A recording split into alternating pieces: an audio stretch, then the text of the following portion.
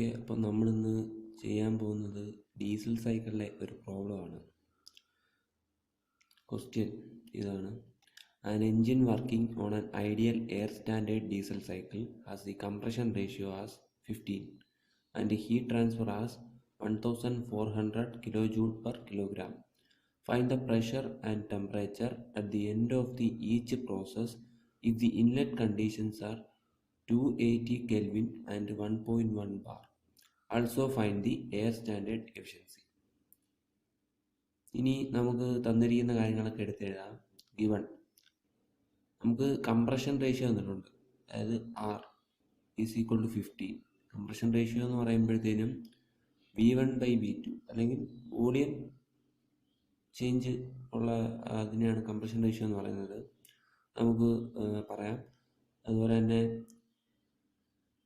Heat transfer അല്ലെങ്കിൽ heat supplied QS is equal to 1400 kilojoule per kilogram. Then T1 temperature 280 Kelvin. Then pressure 1.1 bar. അതിനെ നമ്മൾ kN/m²ലേക്ക് convert ചെയ്യുമ്പോഴത്തേനും 110 kN/m². അപ്പോൾ നമ്മൾ ഈ കാണുന്നത് അതിൻ്റെ PV/TS ഡയഗ്രമാണ്. ഇതിൽ PV നോക്കുമ്പോൾ നമുക്ക് കാണാം, അതുപോലെ തന്നെ TS ഡയഗ്രാം രണ്ടും ഉണ്ട്. ഫസ്റ്റ് നമ്മൾ അതിലെ പ്രോസസ്സ് നോക്കുമ്പോൾ 1 to 2 എന്ന് പറയുന്ന പ്രോസസ്സ്, ഒരു ഡീസൽ സൈക്കിൾ 1 to 2 എന്ന് പറയുന്ന പ്രോസസ്സ് ഐസെൻട്രോപിക് കംപ്രഷൻ.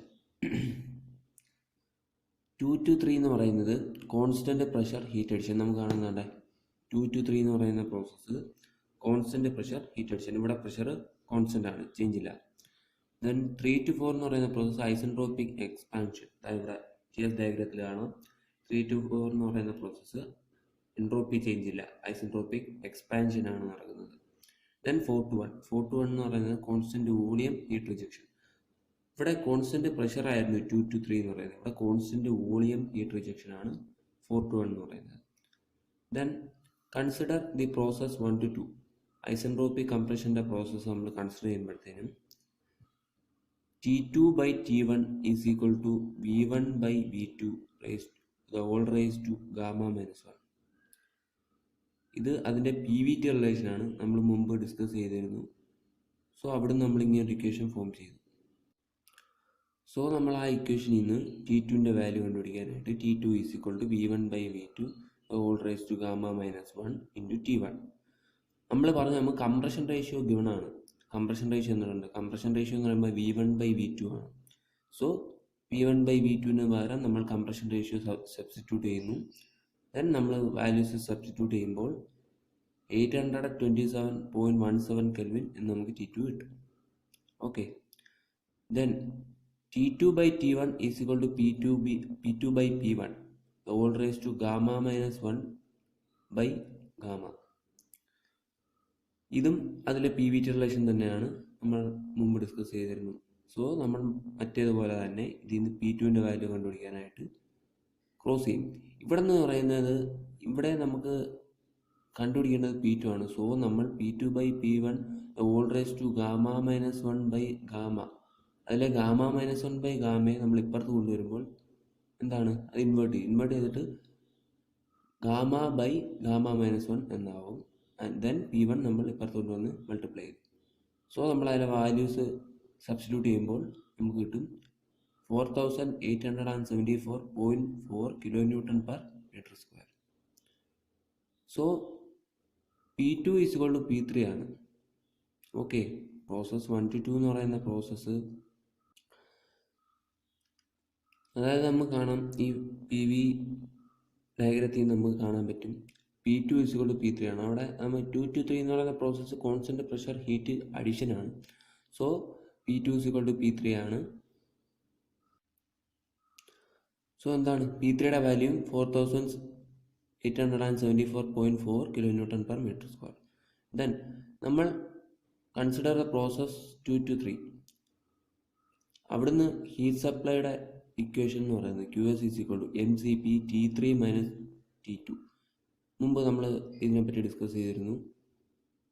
നമ്മൾ അവിടെ വാല്യൂസ്, നമ്മുടെ കയ്യിലിപ്പോൾ T2ൻ്റെ വാല്യൂ ഉണ്ട്, ദെൻ T2ൻ്റെ വാല്യൂ നമുക്ക് കണ്ടുപിടിക്കേണ്ടത് T3 ആണ്. T2ൻ്റെ വാല്യൂ ഉണ്ട്, CP അറിയാം, ഹീറ്റ് സപ്ലൈഡ് ഗിവൺ ആണ്. സോ നമ്മൾ അതിൻ്റെ വാല്യൂസ് സബ്സ്റ്റിറ്റ്യൂട്ട് ചെയ്യുമ്പോഴത്തോളം T3യുടെ വാല്യൂ 2220.21 കെൽവിൻ എന്ന് പറഞ്ഞ് കിട്ടും. ഓക്കെ, ദെൻ നമുക്ക് PV റിലേഷൻ വെച്ച് തന്നെ പറയാൻ പറ്റും. പ്രഷർ കോൺസ്റ്റൻ്റ് ആയതുകൊണ്ട് തന്നെ നമുക്ക് വരും V2/T2 = P3/T3. അവിടെ പ്രഷർ കോൺസ്റ്റൻ്റ് ആയതുകൊണ്ട് P കൺസിഡർ ചെയ്യേണ്ട കാര്യമില്ല. ദെൻ നമ്മൾ ക്രോസ് ചെയ്യുമ്പോഴത്തേനും V3/V2 = T3/T2 കിട്ടും. സോ നമുക്ക് എന്താണ്, T3 ഉണ്ട്, T2 ഉണ്ട്. ദെൻ നമ്മളത് സബ്സ്റ്റിറ്റ്യൂട്ട് ചെയ്യുമ്പോൾ 2.68 എന്ന് വരും. അതായത് കട്ട് ഓഫ് റേഷ്യോ അത് തന്നെയാണ് V3/V2 എന്ന് പറയുന്നത്. V3/V2നെ നമ്മൾ കട്ട് ഓഫ് റേഷ്യോ എന്ന് പറയുന്നത്, അതിൻ്റെ വാല്യൂ 2.68 ആണ്. Then consider the process 3 to 4. ഇവിടെ നമുക്ക് PV റിലേഷനുള്ള ഇക്വേഷൻ ഉണ്ട്. T4/T3 = P3/V4 γ-1. അവിടെ നമ്മൾ ഇതുപോലെ T3 ഇപ്പുറത്ത് കൊണ്ടുവന്നിട്ട് ഇക്വേഷൻ സബ്സ്റ്റിറ്റ്യൂട്ട് ചെയ്യുമ്പോഴത്തേനും എന്താണ്, T4 = V3/V4 γ-1 ഇൻറ്റു T3 എന്ന് പറയും. സോ ഇവിടെ കാണാൻ നമുക്ക് V4 = V1 ആണ്. ഓക്കെ, ഇതാ നമുക്ക് കാണാം V4 = V1 ആണ്. കോൺസ്റ്റൻറ്റ് വോളിയം ഹീറ്റ് റിജക്ഷൻ ആണ് 4:1 എന്ന് പറയുന്ന പ്രോസസ്സ്. സോ V4 = V1 ആണ്, അവിടെ വോളിയം ചേഞ്ച് ഇല്ല. സോ നമുക്ക് ഇക്വേഷനെ V4 വരെ നമ്മൾ V1 സബ്സ്റ്റിറ്റ്യൂട്ട് ചെയ്യുന്നു.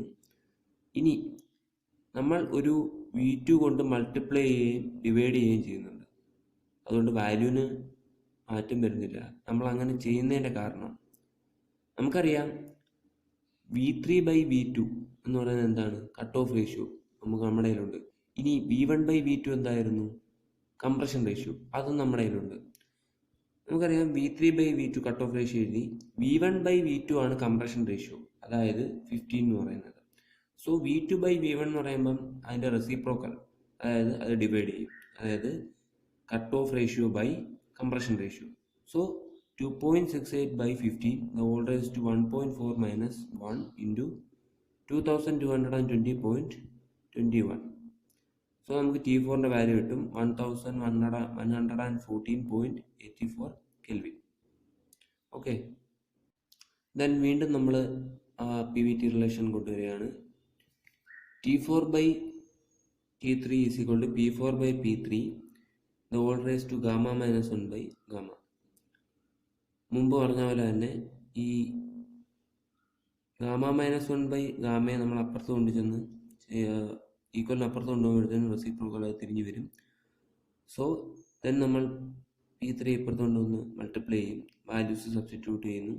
സോ നമുക്ക് P4ൻ്റെ വാല്യൂ കിട്ടും 437.31 kN/m². ഓക്കെ, ഇനി നമുക്ക് വേണ്ടുന്ന ക്വസ്റ്റ്യനിൽ ചോദിച്ചിരിക്കുന്ന ഒരു കാര്യം എന്ന് പറയുന്നത് എയർ സ്റ്റാൻഡേർഡ് എഫിഷ്യൻസിയാണ്. അതായത് eta = അതിൻ്റെ ഇക്വേഷൻ എന്ന് പറയുന്നത് ഇതാണ്, 1 - 1/R⁻⁻1 into cut off ratio. R എന്ന് പറയുന്നത് കംപ്രഷൻ റേഷ്യോ ആണ്. സോ റോ എന്ന് പറയുന്നത് cut off ratio γ-1 divide by γ into ρ-1. ഇതാണ് അതിൻ്റെ എഫിഷ്യൻസിയുടെ ഇക്വേഷൻ എന്ന് പറയുന്നത്. ഓക്കെ, നമ്മളപ്പോൾ നമ്മുടെ കയ്യിൽ കട്ട് ഓഫ് റേഷ്യോ ഉണ്ട്, കംപ്രഷൻ റേഷ്യോ ഉണ്ട്, ഗാമയുടെ വാല്യൂ ഉണ്ട്. ഇത്രയും വാല്യൂസ് വെച്ച് നമ്മൾ അത് സബ്സ്റ്റിറ്റ്യൂട്ട് ചെയ്യുന്നു. ദെൻ എഫിഷ്യൻസി പേഴ്സൻറ്റേജിലായതുകൊണ്ട് നമ്മളൊരു 100 കൊണ്ട് മൾട്ടിപ്ലൈ ചെയ്യും. നമുക്ക് ആൻസർ കിട്ടുന്നത് 57.18% ആണ്. സോ ഇത്രയാണ് അതിലെ എയർ സ്റ്റാൻഡേർഡ് എഫിഷ്യൻസി എന്ന് പറയുന്നത്. ഓക്കെ.